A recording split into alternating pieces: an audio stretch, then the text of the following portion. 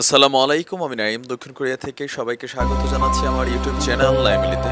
যদি ভালো লাগে সাবস্ক্রাইব, আর যদি ভালো না লাগে দেখতে থাকুন। দেখতে দেখতে ভালো লাগা ভালোবাসা হয়ে যাবে ইনশাল্লাহ। দর্শক, একজন ধর্ষিতা বোনের পাশে ভাইরা দাঁড়াবে, এটা খুবই স্বাভাবিক।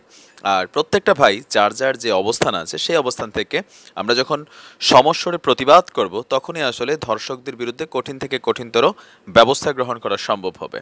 তবে এই বোনদের পাশে দাঁড়ানোর আগে খেয়াল রাখতে হবে যে যেই বোন ধর্ষিতা হয়েছেন তিনি কেমন টাইপের ধর্ষণ হয়েছেন। এখন তথাকথিত একটা ধর্ষণ আছে, বিয়ের প্রলোভন দেখিয়ে ধর্ষণ। আইনের দৃষ্টিতে এটা ধর্ষণ, কিন্তু সামাজিক দৃষ্টিতে এটা হচ্ছে স্বেচ্ছায় মেলামেশা করে পরবর্তী সময় ছেলে বা মেয়ে যে কোনো একজন পোল্টি মারার পরেই বেসিক্যালি এই ধর্ষণের আলামতগুলো দেখা যায় বিভিন্নভাবে।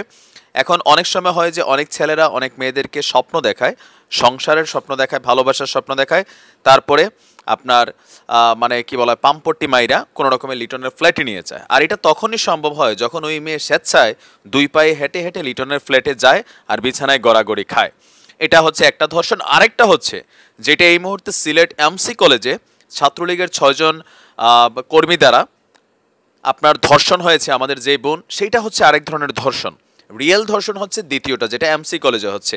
তবে প্রথম যেটা হয়েছে সেটা হচ্ছে স্বপ্নকে ভাঙ্গা, প্রতারণা এরকম টাইপের হইতে পারে, বাট এটা ধর্ষণে পড়ে কিনা জানি না। তবে এতগুলো কথা বলার পিছনে একটাই কারণ, যে ঢাবির সেই তথাকথিত ধর্ষিত ছাত্রী বিথির পাশে বাংলাদেশ ছাত্রলীগের সাবেক কেন্দ্রীয় কমিটির যিনি সেক্রেটারি ছিলেন সম্ভবত, বহিষ্কৃত নেতা গোলাম রাব্বানী ভাই, তিনি আপনার তার একটা সংগঠন আছে বা তাদের একটা অর্গানাইজেশন আছে, টিম পজিটিভ বাংলাদেশ আর লিগ্যাল সার্ভিস। এই সংগঠনটার উদ্দেশ্যটা খুবই ভালো, আমি এটার প্রশংসা করি।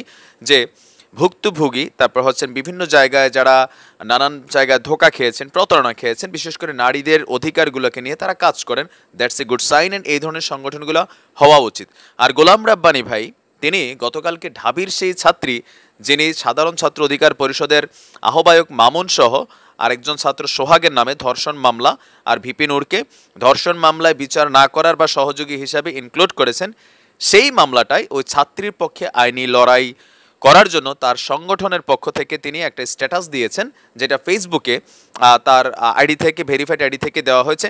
তো আমরা যদি একটু সেটা দেখে আসি, তিনি তার ভেরিফাইড ফেসবুক আইডি থেকে যেটা লিখেছেন: বিয়ের প্রলোভন দেখিয়ে এবং সমস্যা সমাধান করে দেওয়ার প্রতিশ্রুতি দিয়ে প্রতারণার মাধ্যমে ঢাকা বিশ্ববিদ্যালয়ের এক শিক্ষার্থী বোনকে ধর্ষণ করেছে।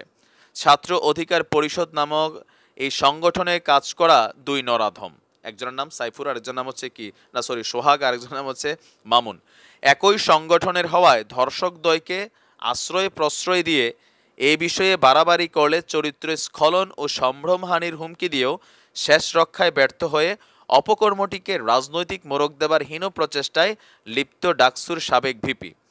অসহায় বোনটির যৌক্তিক শঙ্কা রাজনৈতিক রং মাখিয়ে ও তথাকথিত জনপ্রিয়তা কাজে লাগিয়ে পার পেয়ে যেতে পারেন দুষ্কৃতকারীরা। আইনের ছাত্র হিসাবে এটুকু সুনিশ্চিত করছি, ন্যায় বিচারের স্বার্থে অসহায় বোনকে সকল প্রকার আইনি সহায়তা দিতে প্রস্তুত team positive Bangladesh legal service. অসহায় ভুক্তভোগীদের সঠিক আইনি পরামর্শ ও সহায়তা প্রদানের নিমিত্তে পরিচালিত গ্রুপটির সম্মানিত অ্যাডমিন ও সুপ্রিম কোর্টের আইনজীবী রাশিদা চৌধুরী নীলু আপা ভুক্তভোগীকে মামলা পরিচালনার বিষয়ে সার্বিক সহায়তা প্রদান করবেন। আইন তার নিজস্ব গতিতে চলবে। জি, আমি বলবো অবশ্যই ভালো উদ্যোগ, কিন্তু রাব্বানী ভাই এই মুহূর্তে এই তথাকথিত ধর্ষিত ছাত্রীর চেয়ে সিলেট এমসি কলেজের ছাত্রীটার পাশে আমার মনে হয় দাঁড়ানো ভালো। এটাতে এক ঢিলে দুই পাখি হবে। ওই বোনটা আইনি সহযোগিতা পেল, পাশাপাশি ছাত্রলীগের ভিতরে আমরা যে পরিচ্ছন্ন কর্মী যারা আছি, আর আগাছা দুর্গন্ধযুক্ত ধরেন এই যে কিছু বাটপার সিটার টাউট আছে, এগুলার বিপরীতে যখন ছাত্রলীগে অভিভাবক হিসাবে আইনি লড়াই লড়বে, তখন আসলে ছাত্রলীগের ভেতরে অনেক দুষ্কৃতকারী যারা ছাত্রলীগের নাম ভাঙায় তারা কিন্তু সাবধান হবে যে না। আর এটা আপনি একটা হিস্ট্রি তৈরি করতে পারেন। আমার মনে হয় যে আপনি এই মুহূর্তে ভিপি নূরের মামলার বিষয় নিয়ে এতটা বেশি লড়াচড়ার করা থেকে দেন, তারেও দেন, পরবর্তী সময় দেন। মামুন যদি এই ধরনের ধোঁকাবাজি প্রতারণা করে, সোহাগ করে, অবশ্যই আমরা তাদেরও বিচার চাই যে কেন স্বপ্ন দেখাইয়া বোনের স্বপ্ন ভাঙলি। তবে এই স্বপ্ন ভাঙার খেলাখেলিতে প্রথমে মামুনের যে ধর্ষণের বিষয়টা, সেটা আসলে ধর্ষণের আয়তায় পড়ে কিনা, তবে সোহাগেরটা যদি সত্যি প্রমাণিত হয় যে মীমাংসার নাম দিয়ে লঞ্চে ধর্ষণ করছে, সেই ক্ষেত্রে অবশ্যই আমরা চাই সে ন্যায্য বিচার পাক। বাট সেটা একটু পরে হলেও চলবে, এটা অতি ইমার্জেন্সি না। ইমার্জেন্সি যেটা হচ্ছে যে আপনার টিম পজিটিভ বাংলাদেশ লিগ্যাল সার্ভিসের যিনি অ্যাডমিন আছেন, সম্ভবত নাদিয়া চৌধুরী নীলু আপা, সুপ্রিম কোর্টের সম্মানিত আইনজীবী, আমি আপাকেও রিকোয়েস্ট করব যে আপনারা এই মুহূর্তে সিলেট এমসি কলেজের সেই ধর্ষিতা বোনের পাশে দাঁড়ান। আপনাদের অর্গানাইজেশনের উদ্দেশ্যে ভালো, কিন্তু এই মুহূর্তে যদি আপনি ওই বিষয়টাকে বাদ দিয়ে ভিপি নূরের বিষয়টা, সাধারণ ছাত্র অধিকার পরিষদেরটা নিয়ে কাজ করাটা শুরু করেন, তাহলে হবে কি, অনেকের কাছে মনে হবে যে ওইখানে ছাত্রলীগ জড়িত, এই কারণে আপনারা জাননি। ভিপি নূরের সাথে আপনার ডাকসুর আপনি যখন সাধারণ সম্পাদক ছিলেন তখন অনেক সময় অনেক তর্ক বিতর্ক হয়েছে, ঝামেলা হয়েছে, এগুলো দৃশ্যত গণমাধ্যমে আসছে, টকশুতে। সবাই ভাববে আপনি হয়তো এক ধরনের ঝাল মেটানোর জন্য ভিপি নূরের বিরুদ্ধে বা তাদের এই সংগঠনের বিরুদ্ধে এই মামলাটা আপনি লড়তে যাচ্ছেন। আপনি অবশ্যই লড়বেন, আমাদের ওই বোন যদি নির্যাতিতা হয়ে থাকে আমরা চাই সে সাহায্য পাক, কিন্তু প্রথমত আমার মনে হয় আমার দৃষ্টিভঙ্গি থেকে এমসি কলেজের মামলাটা আপনি প্রথম লড়েন।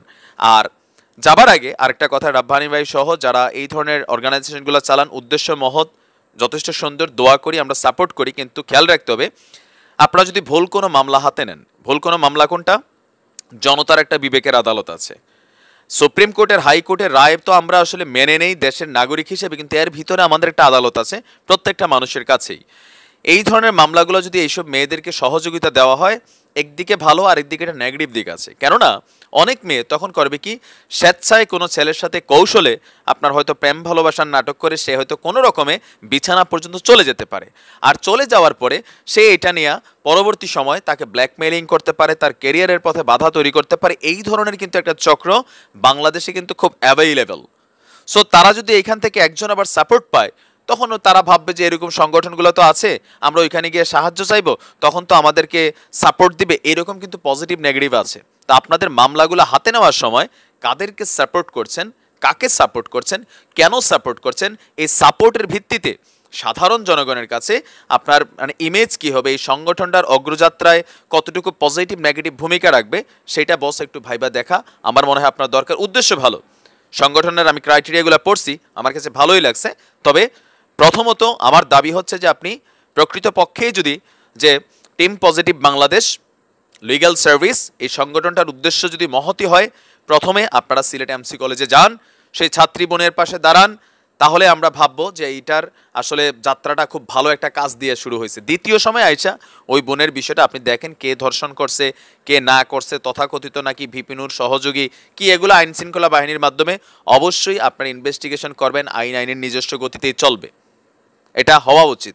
আর বোনদের উদ্দেশ্যে একটা বলি, কয় আগলো বেডির লাজ নাই, দেখলো বেডির লাজ, এটা মুসলিমের বউ কইতো, মানে এক মানুষ হাগু করতেছে তার লাজ নাই, লজ্জা লাগছে না, আরেকজন মানুষ যে পাশে দিয়ে হেঁটে যাচ্ছে তার লজ্জা লাগছে। কারণ কি, যিনি হাগু করতেছে তার আসলে মান সম্মানই নাই অবস্থা। যাই হোক, ভালো থাকুন, সুস্থ থাকুন, আজ এ পর্যন্তই। আসসালামু আলাইকুম রহমতুল্লাহ।